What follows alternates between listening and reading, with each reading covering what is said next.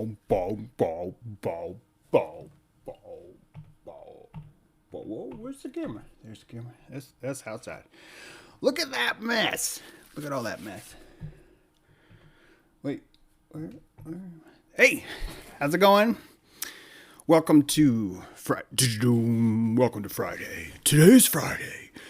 Today is the biggest Friday that you've ever seen, because today is the day that's after Thursday and before Saturday. And all of us know that that is a form of context memory called intersection. We are going to be discussing that today. Hello, everybody. Welcome to the show. I was hoping not to open the window today because it's ugly out. But I can only get the camera so far back. Excuse me. Sorry about that.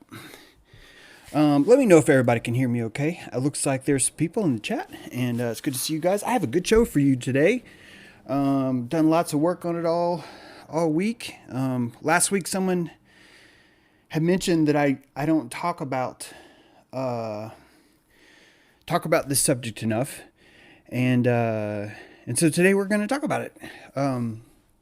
Let's see. Maureen James. There's Amel. Good to see her. France. We know France is good now. YouTube glitching. Oh, crap. Is it really? Guys, let me know. This is an important show. If I need to shut it down, I'll record it and upload it. Please let me know in the chat. But let's not drag this out. Damn it.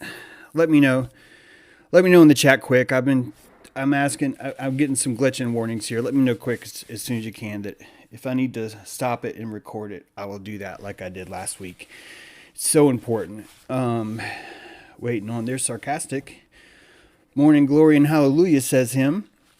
Yeah, I want to talk about the Mandela Effect today, but if I have to record it, I will. No problem. The Great Friday Defect. I don't think he's talking about the audio.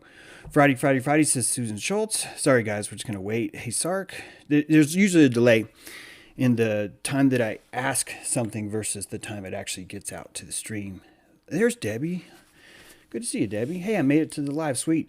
All right, any minute now, you guys are going to let me know. I'm going to pretend like everything's okay. I want to talk to you today. Audio good, says no, I'm good. If it's laggy, let me know. Just let me know, and I will stop. I'd rather stop if it is. Okay, just so we're clear on that. Because I want to talk about this today. I'm going to put this mouse over here. Nope, I'm going to put it over here. Then I'm going to put this mouse over here. And we're going to pop open there. There's Tycho. Slideshow. Monitor 2. Showing monitor 2. And we got P&P. Hey there, Nelson. This is, in my opinion, if this is the only thing that you can watch today, I need you just to look at this screenshot, and you're going to understand the Mandela Effect without actually having to listen to me talk. That you could get everything you wanted out of this, and our thumbnail department is very proud of this thumbnail, and you're about to find out why. And so am I. Yeah. So let's get cracking. As you guys know, of course, there is this effect called the Mandela Effect. It's a popular effect that I'd say probably the biggest thing besides just Nelson Mandela died in a prison. Probably the biggest reminder of the effect is the Berenstain Bears.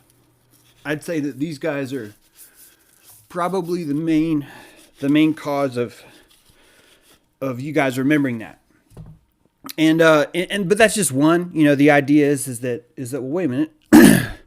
Is it Berenstain Bears or is it Berenstain Bears?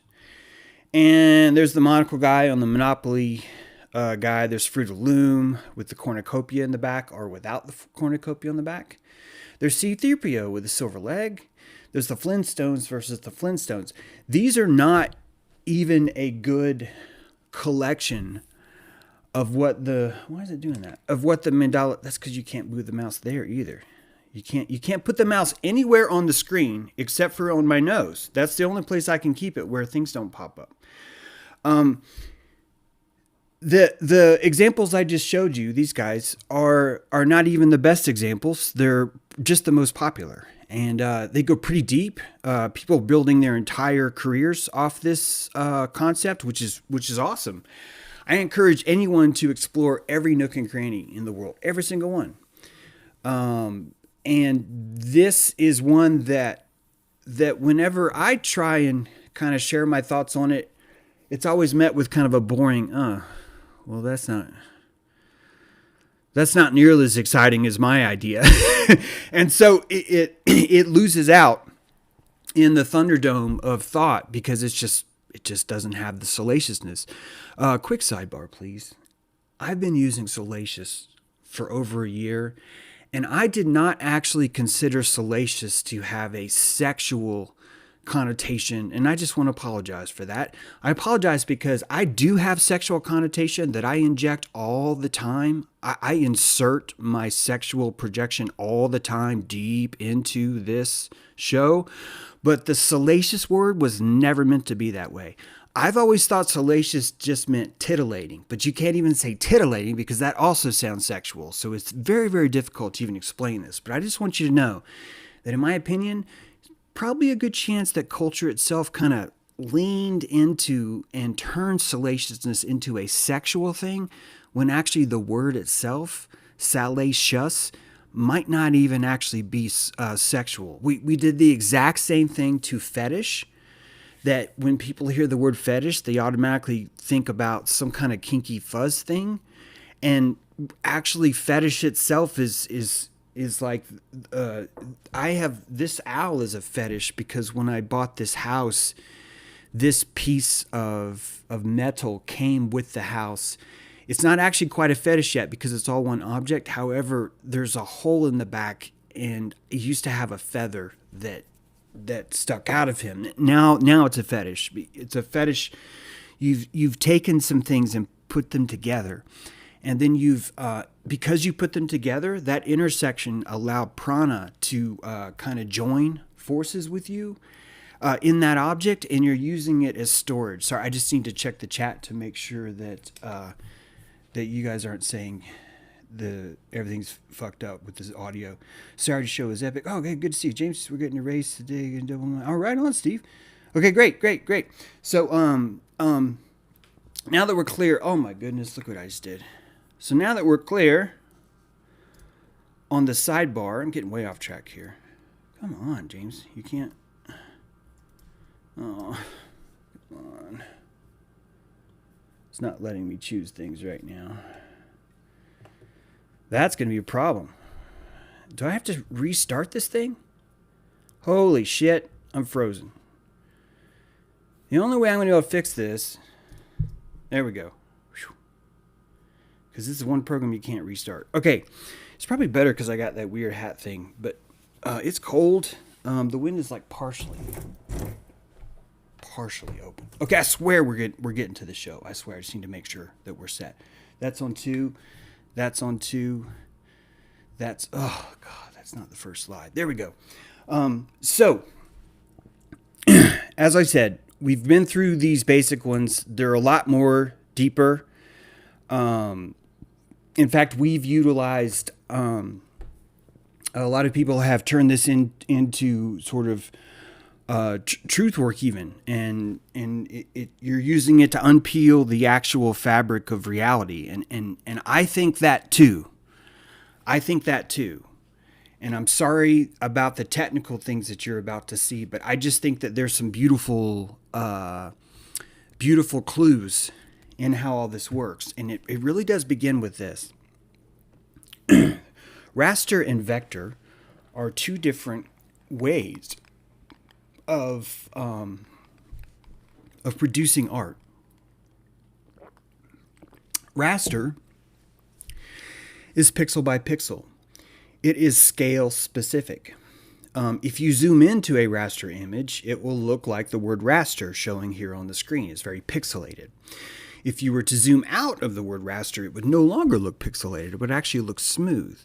However, on the bottom, the vector, no matter how much you zoomed in or how much you zoomed out, you would always see a nice crisp line. That's because what's at the bottom is actually plotted through points, right? Every time you see a black square, there's a point, and then a new line begins from that point to go to the next one. In fact, additionally to that, you also have fills, and you can fill those points with a color. The bottom is vector, the top is raster. If you guys already know this, that's okay, but you're about to understand why I had to say this. These are two different concepts, two completely different ways of processing and understanding your world.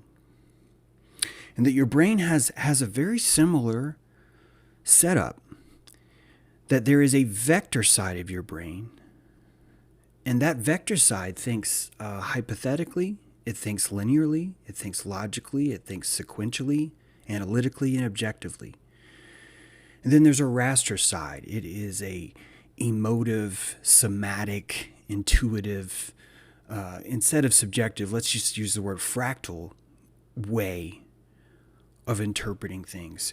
One is hypothetical, one is actual. And I'd like you to think about vector as being hypothetical, the one on the bottom, and raster as being subjective, fractal, or holistic. I'm going to skip the fact that we're pretending the left brain and the right brain are all the same. We'll just skip over that for now. But as we are gaining momentum in this wonderful dojo earth, one of the things that the corona does is start to build connections that were not there before. That you have the ability to function in this world where the left brain and the right brain don't even talk to each other. This is a syndrome even. In fact, it used to be that these people we call scientists tend to just be psychotic, like, let's put a pig heart in somebody and we'll stop that guy from giving his organs because he's not vaccinated, right? But one of these many experiments is they decided to sever the connection between the left and the right brain. And that it turned out those people were completely functional. There was a schism in the way that they processed certain information, certain long-term memory issues were propping up. I don't even want to be quoted on the symptoms, so you need to prune my lips on that. The point is that we are merging the vector and the raster as we grow, and that the augmented reality that we see around us, all the computer science that you see, is slowly blurring the lines between these two things, and that these two things are not supposed to be the same. Although many of us will say, we must have equality, everyone needs to and we'll have that, but the truth of the matter is that one is the fork and one is the spoon, or one is the knife. I don't care where you go with that analogy. But each of them are different ways of eating a plate, and that plate itself is reality. Now, as we are learning to mix these two worlds, we call that term augmented reality. We are learning even deeper about our own internal sense of the same thing. And that what you're looking at on the left is a diagram of the paracentral or macular vision. It's a point in space of vision where you're only able to see about 5 degrees of perception. And that people with macular degeneracy have a vision similar to the photographs you're seeing on the right, where the very center of their vision is impaired and deteriorated. However, their peripheral vision is fine. That peripheral vision is, of course, using a different part of the eye entirely. But your entire painting, the rendering farm that you call Plato's cave, that we call Plato's cave, that science calls the retinas, has a center, and that macular vision has different resolution. It has different pixel sensors in that spot than it does around the rest of the eye. If anyone's seen my eye of raw presentation, and I'm sure some of you have, watch that. It's a good fit here because you're about to find out that eyes do not actually show us reality. Eyes paint what our brain needs to separate things on a desktop and allow us to make decisions. I'm going to say that again. Your eyes are a holodeck utilized by other sensors inside of you that sense and pick up the world and need a desktop, a whiteboard, so that they can plot and do their math, so that they can learn through pattern recognition of an image, through pattern recognition of a sound, through pattern recognition of a smell. That all these senses need a gallery of sorts where we can visualize them, because when we are able to spread out on a desktop and visualize things, we're able to get shit done.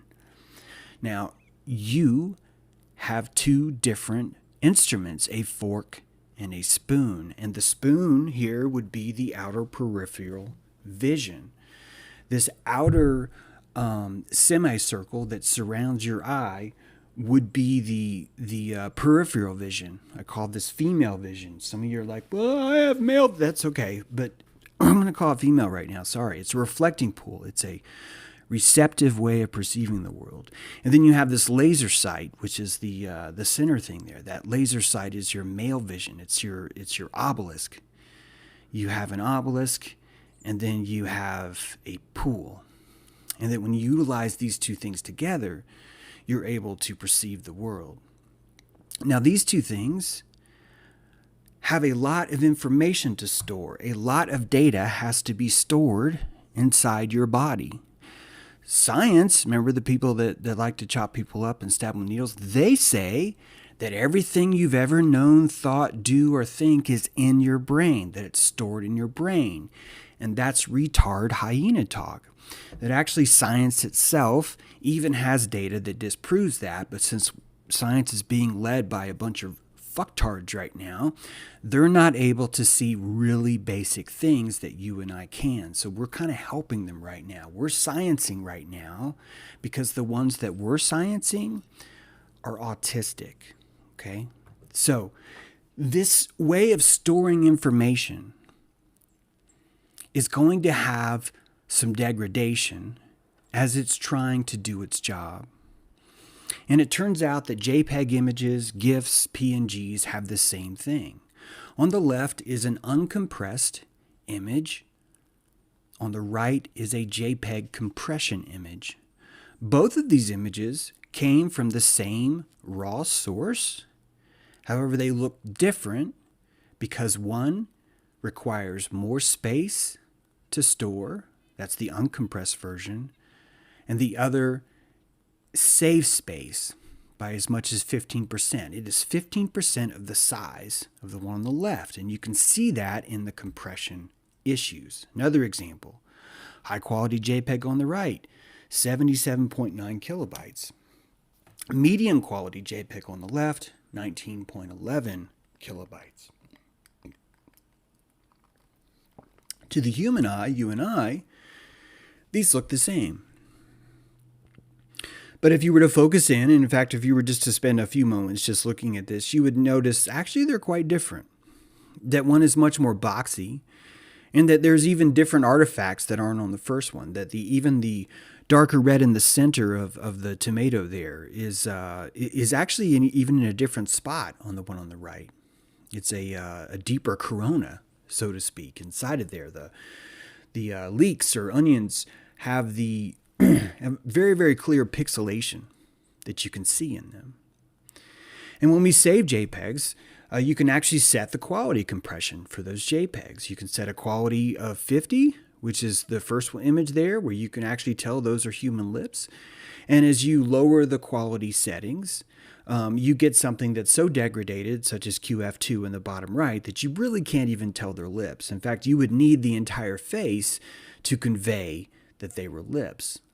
But this is a quality compression setting. Again, another form of compression is called lossy compression. I swear this isn't going to be this boring, guys. I just need to explain this. Another part is lossy compression. Lossy compression happens, CompuServe invented this a long time ago. And what they did is they were able to look at an image and say, hey, I found this pattern. Hey, I found this pattern. Hey, I found this pattern. What if we stored a table of patterns? And then instead of me having to record all 256 pixels that are inside this little square, I can just say pattern 7. That would save a lot of time. And so CompuServe said, this is great. And then they also said, you know what else is weird is there's a lot of similar patterns that are just a little bit off, but really close enough. And so CompuServe started saying, what if we compressed and shrank those? What if we changed the actual image just to make it slightly closer to the pattern that it's so close to, and then we just kind of average all those and show them, and boom, that's what happened. The birth of the internet, the birth of low-speed internet, showing you the principles of memory, which you're about to see. You haven't seen it yet, but you're about to. This is lossy compression, and it's literally the only thing that makes it possible for you to see video right now. That even the video that's coming from me will have degradation. It will be lossy. It will have pattern conformity that's run on top of it to save space. Now, some of you have encountered the Wayback Machine before. You're looking for some data that was removed because of how dangerous it is for you to look at your own information and decide for yourself. So you have to come to the Wayback Machine and say, oh, what did Wikipedia used to say about topic X, right? And you know, when you go back into Wayback Machine, you're faced with this. For example, from November 1998 through June 2020, there are 1,032 copies of a certain website. And that as you change this time, the number of copies change. Now, the website existed every day between February and March. However, the Wayback Machine is only remembering, 4 instances of that. Only 4. And if you look on the right, you'll see that 2020 here has a lot more blocks in it. But then as you scroll back to 2011, for example, you see, wow, there's some serious blocks missing there. And then when you go back to 2004, even less, and 2021, even less. That Wayback Machine has a degradation algorithm, compression algorithm built into it, just like lossless, just like JPEG. And that memory itself has its own polar tables that are running on top of it. Polar tables, James, what the fuck? How do you tell that to people? Memory has its own artificial intelligence that runs queries on top of it. And there's we're going to talk about 3 kinds here. First is free recall. This is the idea of primacy or dominance. You remember things that are either first or dominant in a series. The big man, you remember. The big bear, you remember. The big meal, you remember. The big boobies, you remember. The things that offer primacy and dominance have a special separate table where frequency is stored and you're able to recall it. That your mind will automatically have a counter that's counting every time it sees something. And that is a form of recall. Not only do you recall a memory, but you're actually recalling the dominance of it and the pattern of it. Now, additionally to that, we're going to call that primacy. Additionally to that, you have recency. How fresh is something? Fresh is not the same as primary. Something could be an anomaly, and therefore it would be fresh because it just happened. If that anomaly happened 4 more times over the next 4 months, you would forget about it simply because the anomaly itself was so weird you just threw it away. It's almost like you had this concept your entire time of, say, a gold-plated robot, and that gold-plated robot had one part of him that was silver, and that because that part was never actually mentioned, utilized, tagged, or necessary for anything else, that the compression in your brain decided, it actually wasn't silver, it was just all gold. That is a lossless pattern compression that's operating. The second type is cued recall. These are very important. You have witness bookmarks. These bookmarks are weighted by dilation. We're going to get to that. I'm going to show you pictures. I swear this page looks horrible because it has code on it. But that's the second time. Cued recall. That when you have anything that's related to anything else, that the moment you cue up that thing, it has been charged with all the other intersections of other memories. I have anything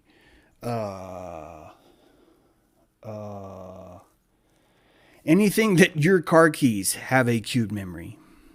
The second you see your car keys, you know what your car looks like, and you probably even picture that. The intersection, neurologically, between your car keys and your car is very simple. It requires very little calories. It requires less calories to recall your car when you see your car keys than it does to recall your aunt's car. It's just harder. It's a different set of rules. Why? Because your assemblage point inside of your chamber, which actually is always in the center, but think about your chamber as like a parabolic dome.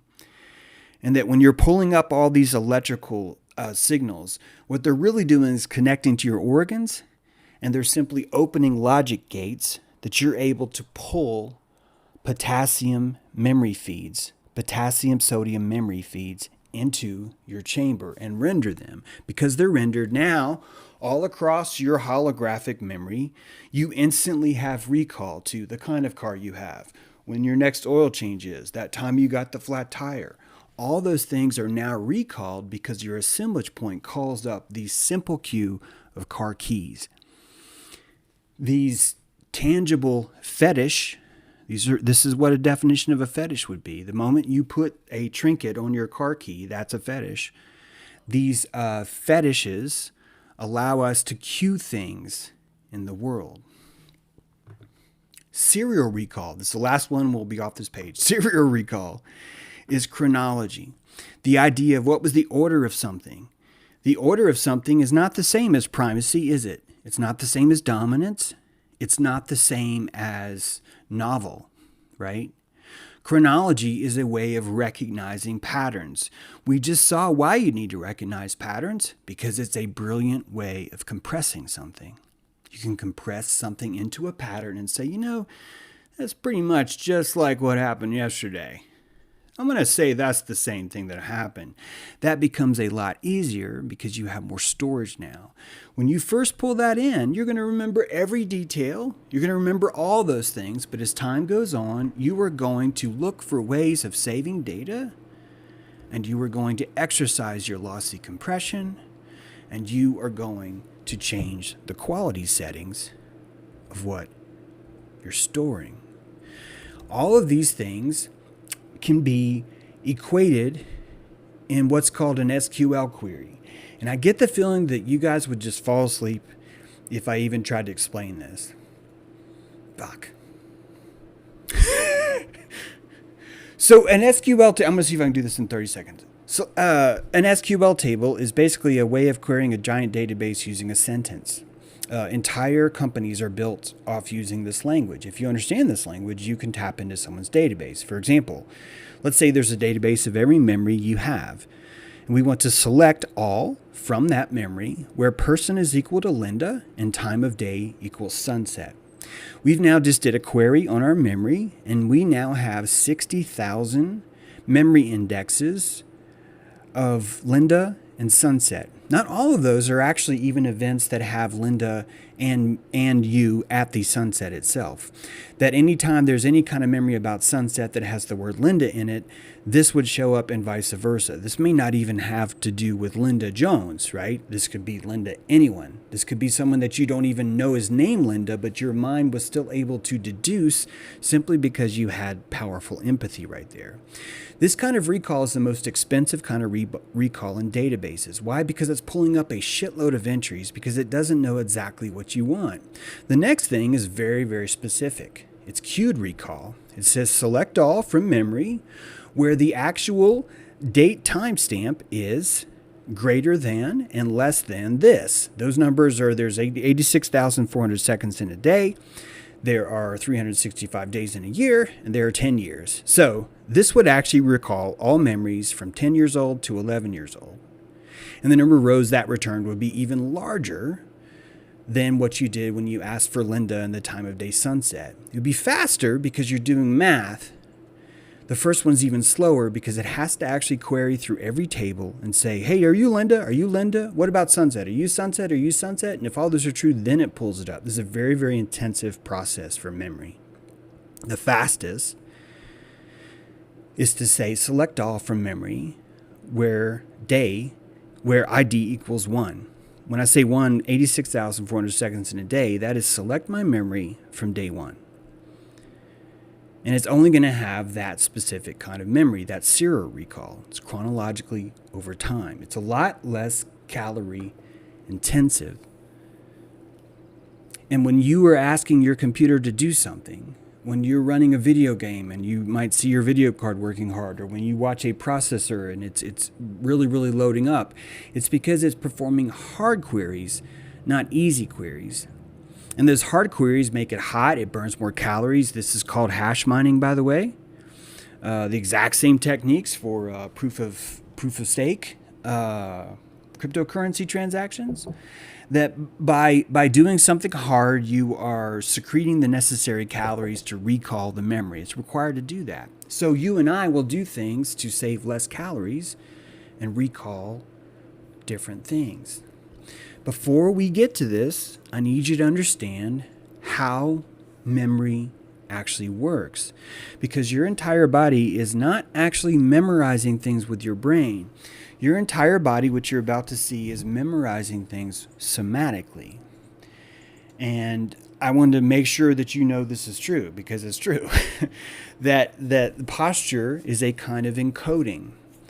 That when you are holding the correct posture, even the correct smile, you are more open to storing information. If you are slumped over, if you're feeling sad, if you're hungry, if you're distracted, you are closed to storing information, which means you will have trouble doing so. This is why we have things like standing at attention, sitting up straight, even somatic yoga. You will hear stories of people who will stretch their hips and just start crying, and nothing's wrong. Nothing's wrong. They just stretched in the wrong way. It's not even the wrong way, right? It released a gate. Remember those gates we talked about? It released a gate that had been closed for a long time. Your approach to a baseball swing, your follow through on a golf swing, all of these are posture encodings. And when you were trying to hit the Tiger Woods ball, you were trying to remember, to recall a posture. That's what makes him a good golfer, his ability to recall a posture perfectly. Tiger Woods is a regurgitator. That's what makes him so effective. He somatically regurgitates a posture from his files and hits play. And there's no degradation. His lossless compression is gone. He is completely dedicated to recalling that memory, and he will accept no Wayback Machine to take away from that work. Posture encoding. Location geotagging, that we use the environment itself to tune our productivity. When you enter into a library, everything's supposed to be quiet. You instantly start to phase into a receptive mode. When you wear a mask, you are entering into a receptive mode because the mouth is being shunned and everyone is now required to have eye contact. Some of you are listening to this on a podcast and you're like, what is he showing on the screen, right? It's the same thing. Having that elimination of the mouth would force you to stop what you're doing and physically watch this show versus listen to the podcast. Master the same thing. The location and the posture are going to dictate not only what you retain, but what you recall. And location geotagging is real. The library will put you into the posture and the mode that you need to transmit memory. Haven't you noticed that churches and libraries are the same? Haven't you noticed that? That when we go to a church, we are looking for spiritual intelligence, spiritual wisdom, and that we enter into the exact same framework. On the screen, there is a picture of some people outside of a cathedral, and they're pretty nonchalant. They're kicked back. They're none of them really have good posture. They're just hanging out, and they're in front of a very, very grand cathedral. Picture on the bottom, same people. Probably not the same people. Same people inside a church. They're all sitting erect. They're all quiet. You could say that's because the chairs. That's just because of the physical rules of the church, but no, it's not. No, it's not. That humans, you're a somatic antenna. And you will choose environments to go to because you need the excuse to hold that posture long enough. Work gives you that posture. Church gives you that posture. Libraries give you that posture. These postures help us to dilate and recall these memories. Another form of recall is intersection recall. That it turns out that anytime you find an intersection, you are sort of opening a node on the blockchain of your DNA. That the moment you come to an intersection, you have instant access to all of the other intersections that converge there. Why? Because of that fetish concept I was talking about, where you're charging an object with all the memories that you have based on your posture, how it feels, how it ingests, how it smells. All those things are used as bookmarks. Bookmarks that store information that allow you to intersect and recall other information. Many times we will actually use intersection to store data that has nothing at all to do with what we're talking about. A good example of this would be those anagram, what do you call it? When to the way to remember the musical scale is every good boy deserves fudge. Well, every good boy deserves fudge has nothing at all to do with music. Not at all. Not even close. But that recall allows us to pull the fetish of there's a good boy and he's going to get some fudge. Both those things dilate you. You've got goodness, you've got fudge. Who could go wrong with that? You're happy to remember that. Why? Because your system is rewarded with the charges of your posture and those words when you utilize that. There's a bump, a dopamitic bump for you when you think about every good boy deserving fudge. Unless you're hanging out with people that like turn everything into some sort of weird other thing, you need to get rid of those people in your life and just let words mean what they're supposed to mean. You could say this about me with salacious. If this whole time this year you've been hearing me say salacious and you're like, why is he going sexual with this? That might be a clue for you that maybe I'm not the best sonar for you too. Prove my lips, baby. Okay, intersection recall, dilation resolution. This is probably the biggest one. This is at least my favorite. What I mean by this is that the amount that you were dilated is directly proportional to the amount that you will remember an event. And this is certainly true for happy, euphoric events. And it's also true for really bad, sad events. It's just as true for those. And that a lot of people will develop a fetish for pain. And they don't understand. They will end up beating themselves up for it because they think, oh, I'm such a deviant. I'm so evil. And I'm so fucked up, blah, blah, blah. And even that's actually getting them off. It's really confusing how this works. But that the fetish that they develop for the pain is really the fetish that they had for the dilation at the time it occurred. That you've never felt so alive when you were in pain. That pain made you feel more awake than anything else you've ever encountered. That Jesus himself, by alchemizing the process, fell to 19 different ways of torturing himself, right? From the vinegar to the sponge to the rope to the nails to the... I mean, there's like 19 of them. They're all over. There's so many of them. And each one of them is a different level of dilation. Moshiach, anointed one, is one who is anointed and their pores are open. They are fully dilated.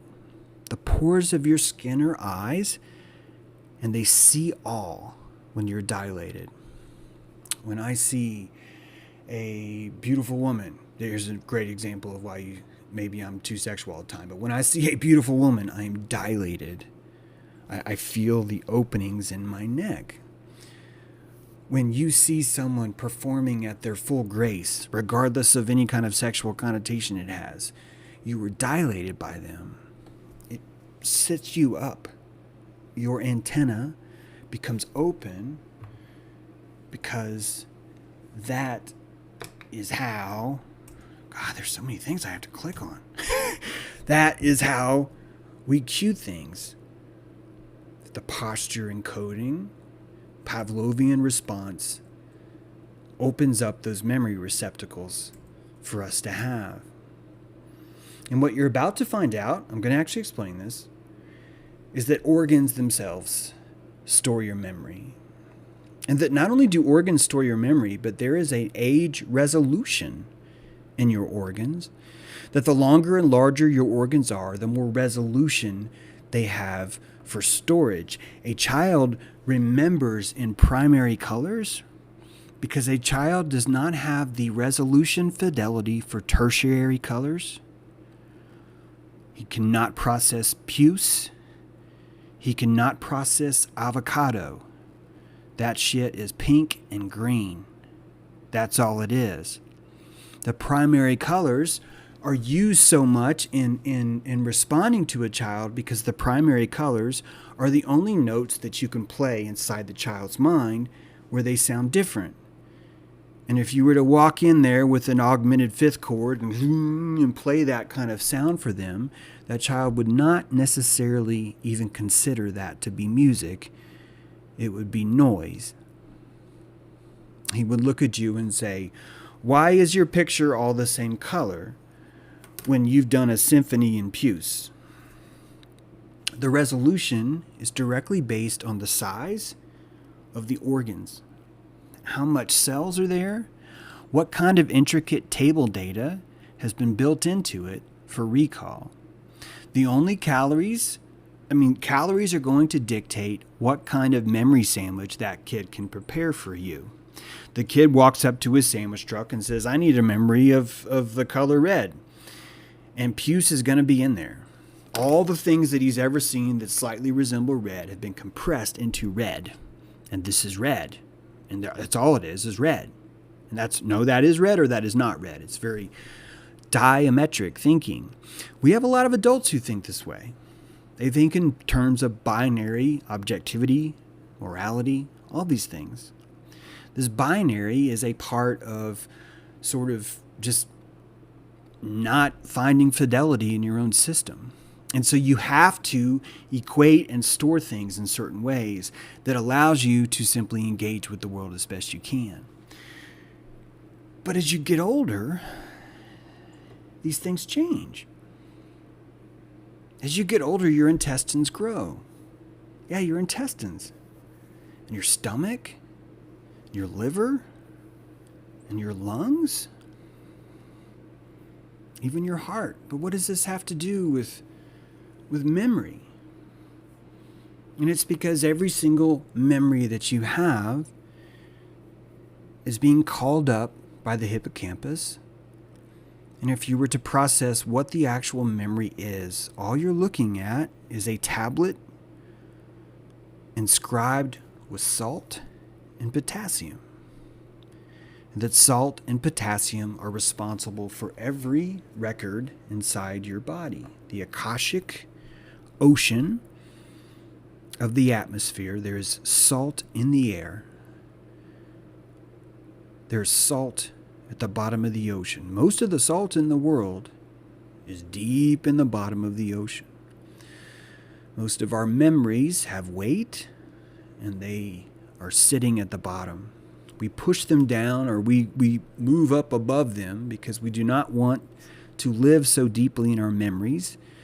It does not allow us the consequence or benefit of amnesia to survive. So we climb out of the salt water. We try and rise higher.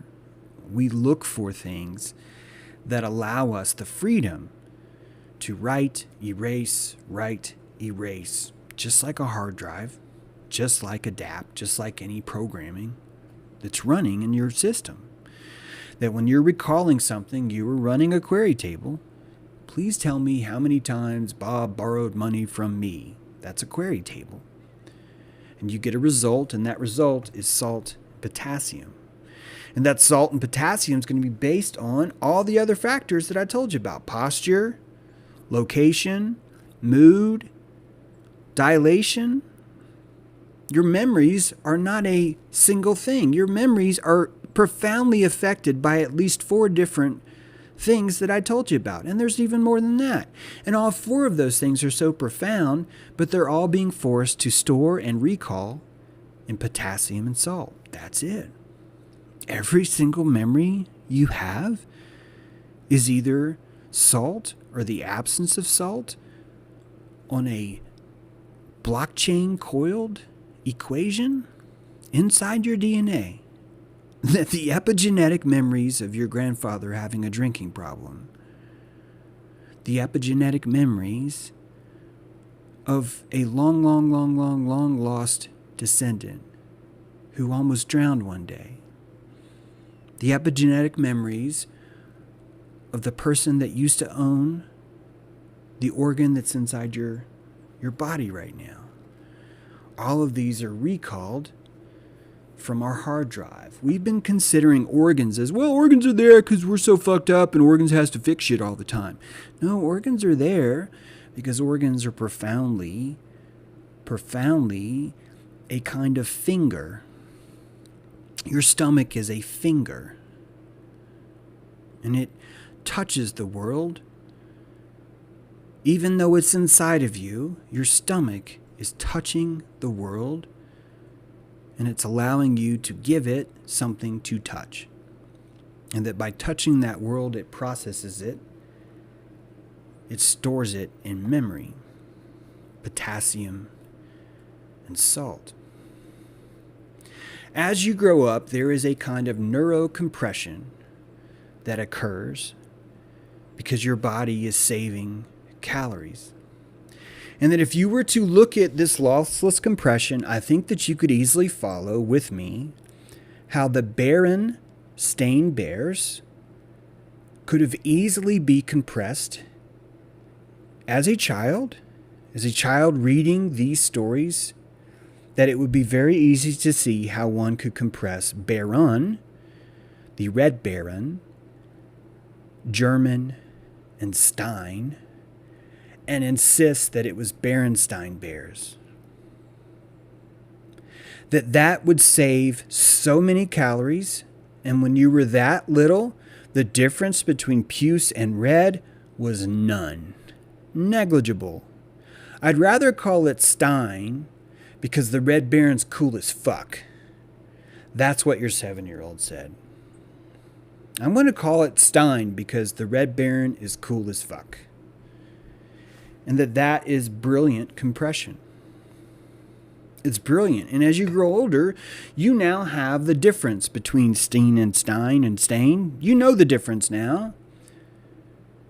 Your fidelity is higher, but you're pulling memories off an 8-track tape when you are a laser CD or whatever.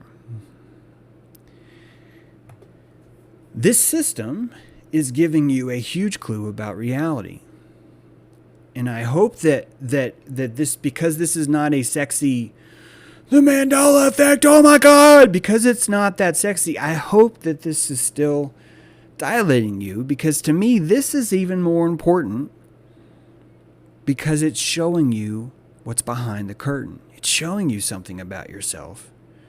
It's showing you how you store information. It's showing you that there is an organic, computational biology that's running your entire render farm. That this vector / raster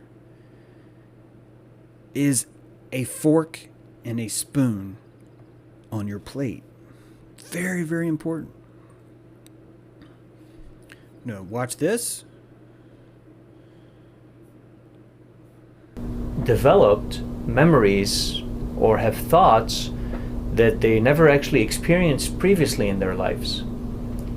You know, we talk about people remembering certain places they were, or certain smells, or having cravings for things that they've never craved before. And for example, there was, I was reading about this not too long ago.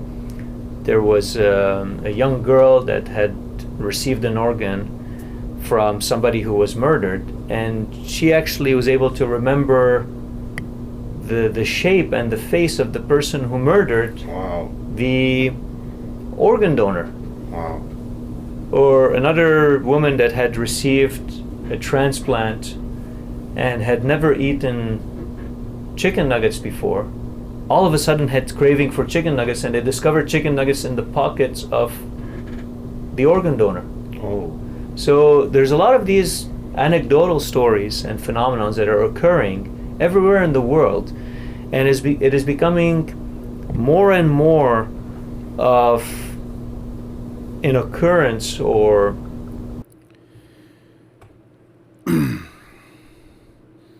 yeah. These things are, get this back here. It's not even odd to explain that. Like, it's not even out there, I'm sorry, to explain how organs are the vessels for these memories. And what I love about this is that we've known this for a very, very, very long time. A very, very, very long time. Before we get to that, though, I want to take you in one more thought experiment here, that the world of hypothetical and the world of experiential are the same thing. That hypothetical is a kind of vector math. It's vector because no matter how big or how small you scale a hypothetical, it will always work because it's a hypothetical. But in the experiential, it doesn't work that way, that solutions are not scalable as we think because they're rasterized in reality. And both of these actually are reality. Both of these are contexts. Both of these are instruments that you can use to affect the world. And they have their advantages and they have their disadvantages. One is not scalable. One is not touchable.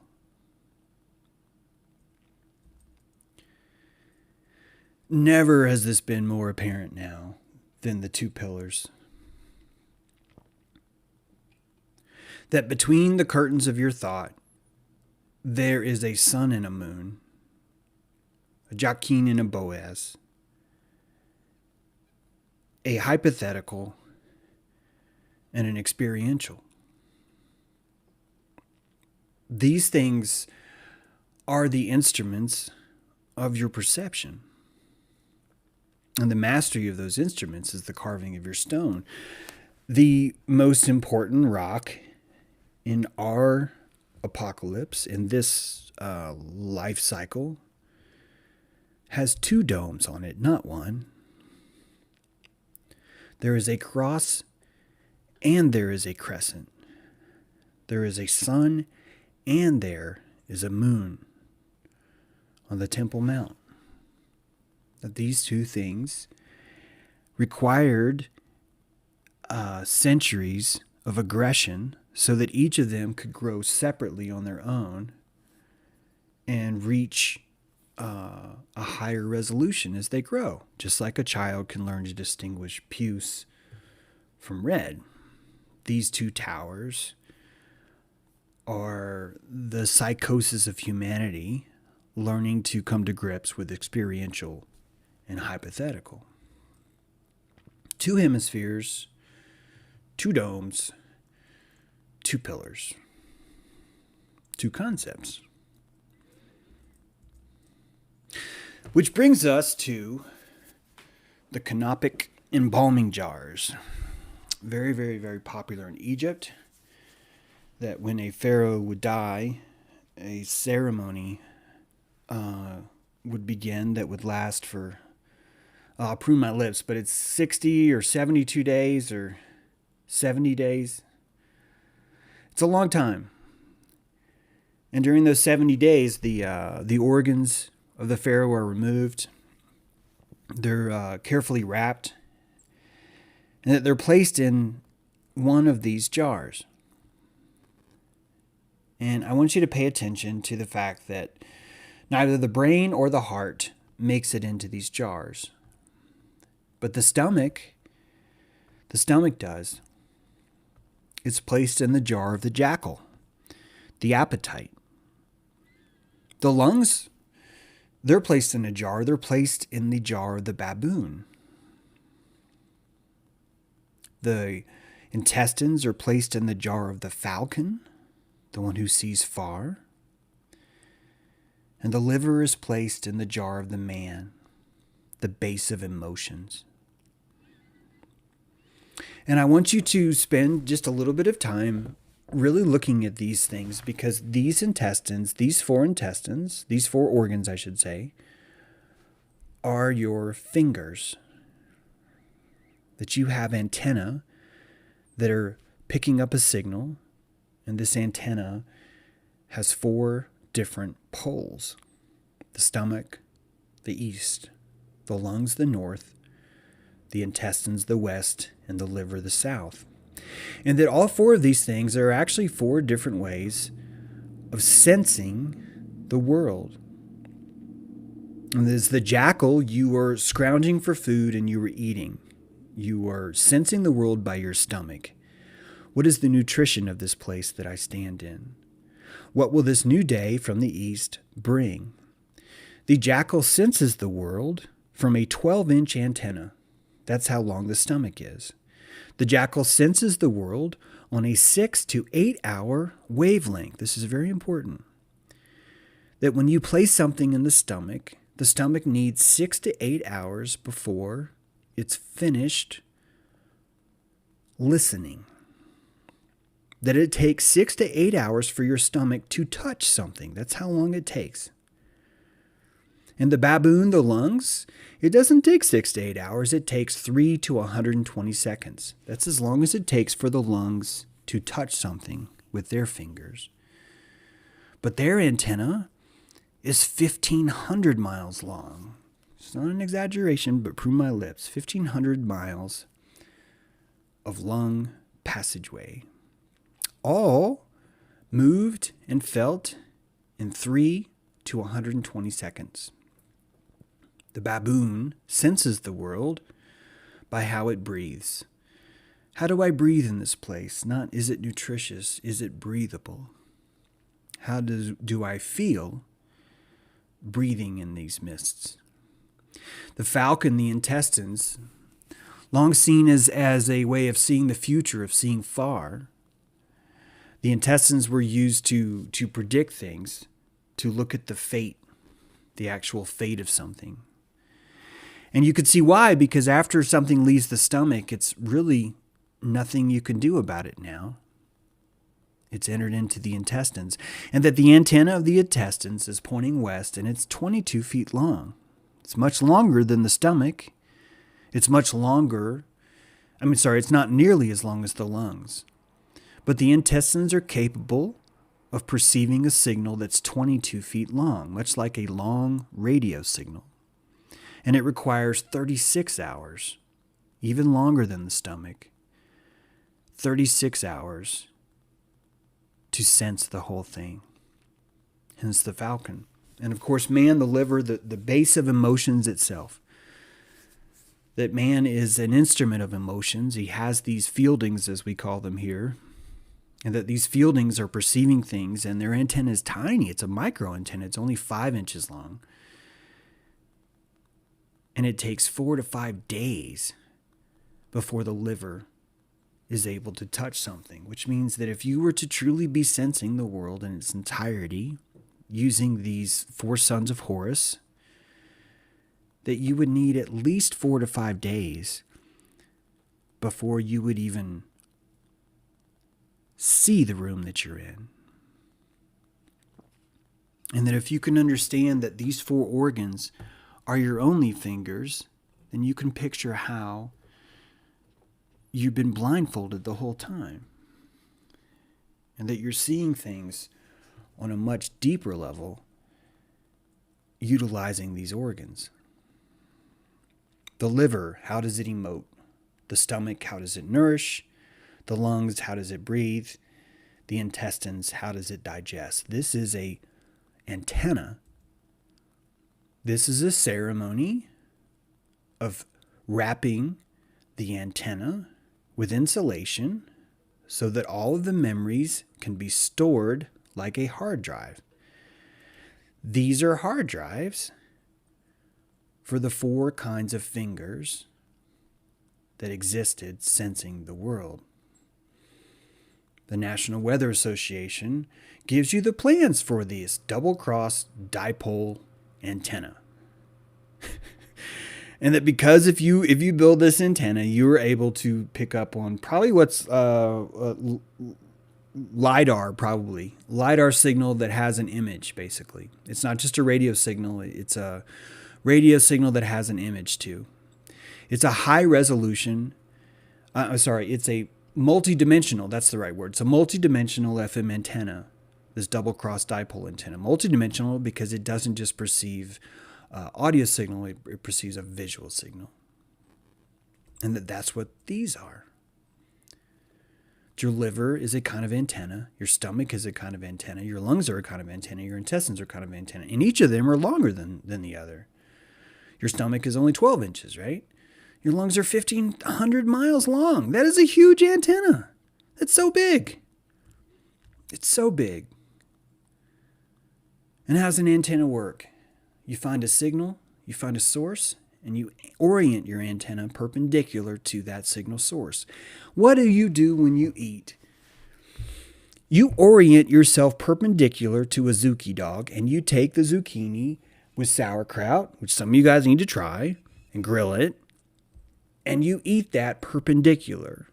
And the entire thing is perceived like an antenna perpendicularly as it falls down your hole and into the stomach, where it's processed into your intestines, where it's then sensed by the liver. That it comes into you, and there's no way it's coming out at that point, and now the liver gets to decide, what shall I keep? What shall I lose? Why is this guy eating this? Holy shit, this guy's really awful, right? Or wow, look, she did really good and really took care of me. Way to go. This antenna requires a circuit. It requires a complete circuit from start to beginning. Your mouth and your butthole are that circuit. There's a beginning and an end, an entry and an exit point. It's the same thing, guys. Same thing. Now, as I told you, your intestine will take, several hours to days. That is exposure. In photography, we have this. It's called exposure, right? And that you're looking at different exposure levels. And that each of these exposure levels gives you a completely different picture of the same thing. But everything's objective. This is why I get mad at people saying everything's objective. Because it's not. Everything's fractal. Everything's fractal. It's not objective. It's fractal. And look, these are fractals, different realities in each of them. I saw the white in the flame, says one half. 1250. You're full of shit. There's no white in the flame. That's what gets us in trouble right now. This is exposure. The longer the sensor is left open, the more data it's able to perceive. The longer something sits in your intestine, the longer it's able to be digested. Dipole, gested. Digested. To receive a signal is to digest a signal, to interpret it. It's the same thing. In photography, wide-angle pinhole sample exposure times. If it's a sunny day, you can leave your exposure for 15 to 20 seconds. But if it's a night, you're going to need a few hours, right? So this isn't even a new concept, that we need time to render a signal. Radio astronomy, right? The longer the telescope diameter, the longer the wave it's able to hear. Size matters.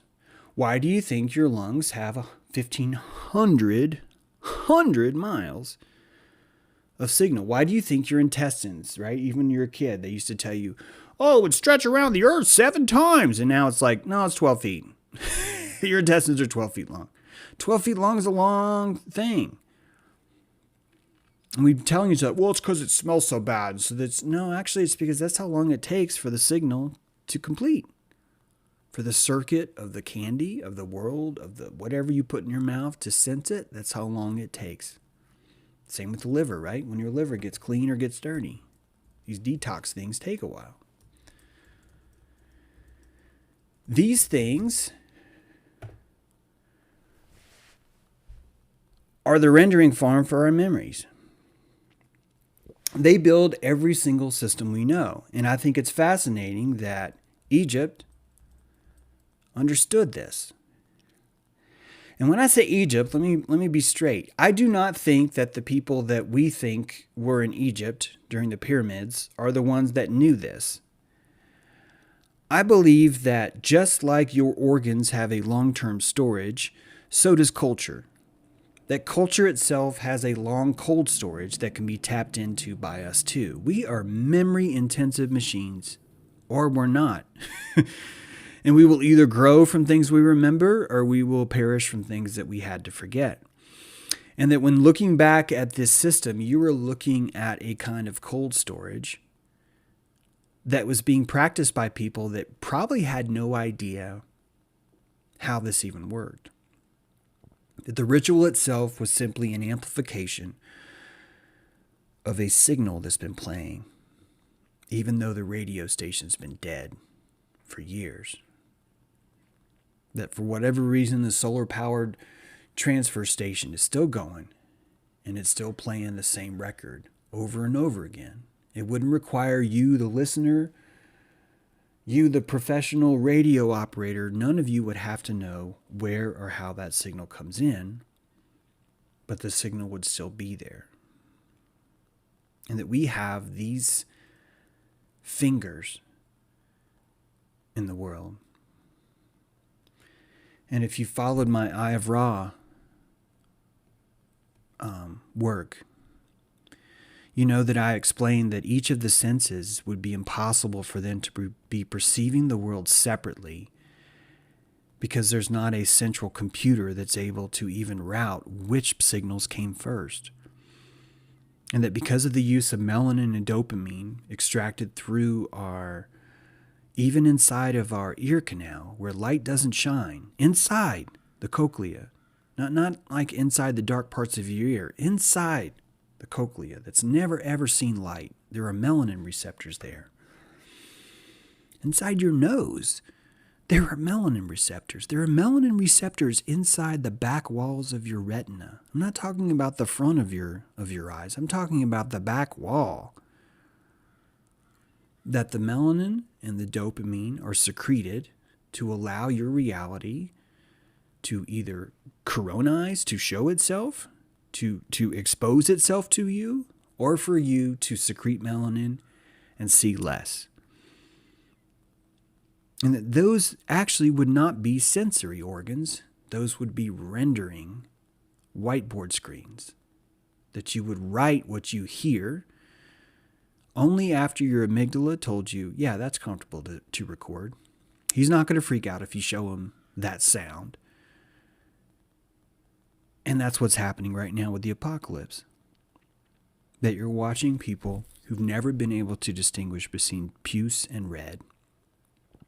And now we're asking them to distinguish between a eugenics program or universal health care. And that those two things, puce and red, could just be the same fucking thing. That if they spent their entire life squeezing melanin, that they would never have the fidelity or the resolution that you do to sense what's really happening. That you digest the truth of something, which is why you need time to think. So they're telling me they're putting pesticides on the food because there's too many bugs. And never ever seeing they're putting pesticides on the food because they want me to stop reproducing. That's the same problem between puce and red. Now, Mandela Effect. If you want to feel like the world is splintered, if you want to feel like reality itself is cracking loose, and that the entire dome of this existence is glitching out, I have no beef with that. I am not here to try and tell you this is the truth and I do not give a shit what you believe. I find it profound that we have time fingers, 4 of them. 4 time fingers. And that all of us truly are blindfolded and we are feeling the world with these time fingers. The liver, the intestine, the lungs, and the stomach. These are the only way we see the world.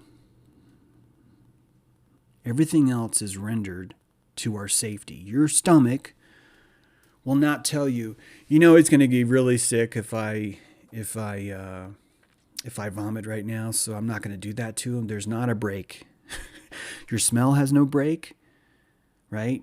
Your smell is directly tapped to the pons of your brain. We talked about it. It's the only sense that has that. That the smell is the same kind of antenna. It's the same kind of sensing system. It has no filter. So if you want to know what true reality really is, I think you need to listen to your stomach. Listen to your lungs. Listen to your intestines. And listen to your liver. They are showing you a reality that's completely unfiltered. And it's waiting for you. And that's all I got, folks. We have Dojo today at 12:30. If you've never been to Dojo, you should come to Dojo. It's a place where people can put themselves on the mat, expose themselves to the power of raw witness from people that can tell the difference between puce and red. And so if you can hang with that, you should come join us at the Dojo at 12:30. I'm pretty sure that there's, assuming the stream is still on, I'm assuming that there's some people that have been putting links in there for you, some great people. Let's see. And if my gallbladder removed, would that damage my memories? I don't know about gallbladder, but I think you're on the right track. And I think that if you look harder, you'll see that stuff. How do we ever get work done here when block user on YouTube? David, man, dude, fucking get a life. Holy shit. David, sir, if there's another David, I wasn't talking to you. Definitely wasn't talking to you, David Bentley. Sorry, I was probably like 30 minutes behind. But man, why are people so bored like that? David Sire is who I was talking about. Yeah, you guys can check that stuff out. And come to Dojo today if you want. Again, I'm not trying to talk you out of the whole Mandela Effect. Everything's whatever. And I don't even mean to try and tell you that I've got it all. I don't have any. All I have is one perspective, and you're supposed to be pruning my lips. And I just hope that you look at the hardware that's inside you more. And if anyone's worried about, wait a minute, is he just saying everything's a computer? I don't think that that's the case.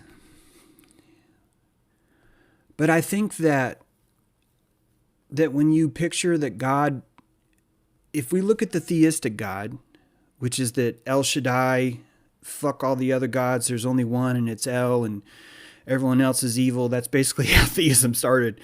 That God is omniscient and omnipotent, which means that he would have the ability to recall everything, which would only mean that he would be able to tap into the salt of everyone here. And that the only way he could tap into the salt of everyone here, is if he was connected to the Akashic atmosphere. That the salt in the air right now has memories in it. And that a technology so profound it would be divine could exist. And that technology could literally pull memories out of the air itself. Out of the crystalline structure of the air itself. And that man seems to be embodying himself by understanding between two pillars of hypothetical and experiential, of vector and raster, that man is slowly becoming longer, deeper, more fidelitous, not like infidelity, like higher resolution, capable of storing things longer. And just like culture could store things like the Egyptians, eventually we would probably be able to recall all of culture through technology. We do this right now. They're showing you footage in Paris, 18th century footage, and we're able to read their lips and tell you what they say. Not only read their lips, but actually have a rendering vocal cords that would give you what is more likely what they would even sound like. And that if you're going to dismiss all that to the material, or if you're going to freak out and say everyone's out to kill me, you're going to miss the fidelity of what's happening. That your resolution is getting closer to God's resolution, not further away. And it would be hard to imagine that if we were not able to continue on this course and stop the doomsday shit and all the other stuff, that we would eventually reach this sort of omniscience, omnipotence, and that we would actually notice this whole time that our collective integration together into this giant biological system that has a memory would in fact be the same as God. The only problem with that is that when you're in a theism, you're under the impression that this entire world is profane and shitty, and that God only comes into churches or only to people that were a virgin or whatever. That's the only problem you're going to have with this issue. But if you're anywhere close to just really loving nature, you already intrinsically know right now in your heart this is true. The forest knows everything. The groves know it all. And that man has burned down those groves because he doesn't want to tap into those memories. They scare the shit out of him, which is why people behave as crappy as they do right now. Yeah, it's the singularities arc. That there will be a point where the singularity is met, which is just simply the intersection of omniscience and omnipotence. And just like all memories are stored in these ways that we talked about, that there actually is a intersection that exists out there where every single thing can be recalled.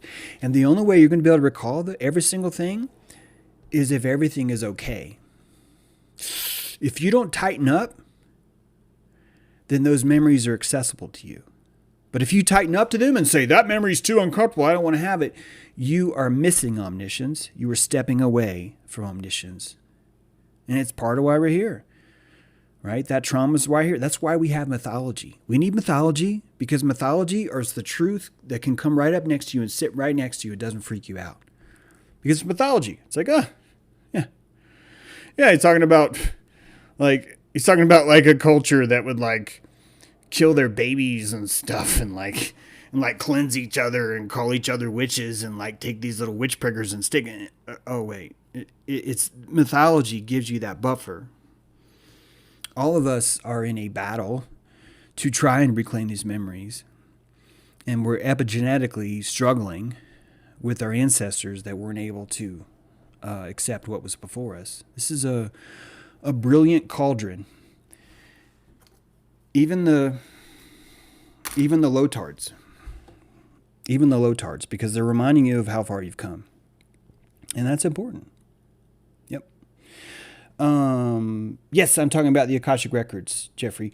If all memories are stored in salt, and they are, all of your memories are stored in salt, man's actually one of the few creatures that actually displays long-term memory. Certainly there are animals that have long-term memory, but I think you'll find that most of those are cue memories. Cue recognition is the easiest kind of memory because the cue itself is pulling up those neurons. I'm talking about long-term recall memory. Do you remember what happened when you were one? You're not going to find an animal that's going to be able to answer that. I don't think it's because they don't actually have the framework for that. So as we learn to embrace our own memories, we are the Akashic Record too. That salt is inside of us, but it's not just us. If you look at the atmosphere, if you could truly see salt in the air, you would see these witness glitter floating all around us. And that just by seeing that witness glitter, God would see it and that would be the cue recall, and he would know what that air knew. He would know, oh, that air, it's been through a lot. A cow came by and farted on it, and then this beautiful flower bloomed, and then these giggles from a little girl came by and tickled it one day, and then these people had a picnic, and he can still remember the smell of banana. It's never smelled a banana before or ever since, but it has that Akashic record of the discovery and dilation by a banana, because that grove had never, ever even contemplated the essence of a banana before. And 64,000 years later, someone brings a banana to it. These are all dilations. All of us are breathing. And when I say us, I literally mean the forest, the groves, the physicality, all these things. All right, we'll close it off. Yeah, he's not worth his salt. All these things. Yeah, think about salt. Keep thinking about salt, y'all. Keep thinking about it. It'll just, all will come more. Yep. All right, dojo in 6 minutes. Hope to see you there. Yeah, there's not a show tonight. We've been doing a show every Friday night. It's just been a week, man. I just need some time. I'm also been working on the DAO a lot. It's been a lot of programming. So, but if you want to come to the dojo, we'd love to have you. And yeah. All right, guys. We'll sign out. Have a great day. Thanks for being here. Hope you liked the show. Yeah.